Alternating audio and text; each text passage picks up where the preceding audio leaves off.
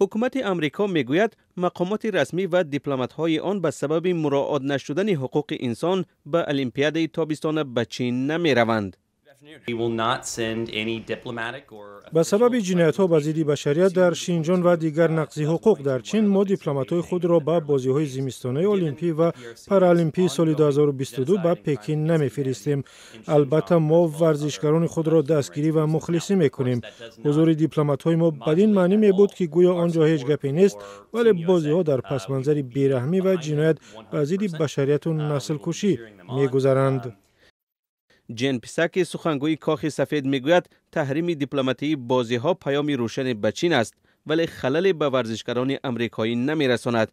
انتونی بلینکن وزیر امور خارجه گفت امریکا با شریکانش درباره موقعی مشترک در برابر بازی‌های المپی مشورت کرده است. حالا معلوم نیست که استرالیا و ژاپن به امریکا پیروی می‌کنند یا نه.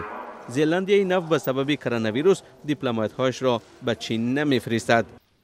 سفارت چین در واشنگتن تحریم ها را حیله نامید، چون به گفته سفارت به سیاستمداران امریکا هیچ گونه دعوتنامه نفرستادند. سیاستمداران آمریکایی غوغا درباره تحریم دیپلماتی بازی‌های المپی در پکین را ادامه می‌دهند. آنها چیزی را می‌خواهند که واقعیت می‌شمارند، با افکار عموم بازی می‌کنند و به حیله‌های دیپلماتی مشغولند. این کار داغدار کردن روحی خرطیه المپی، اغوای آشکار و تحقیر جدی تمام مردم چین است.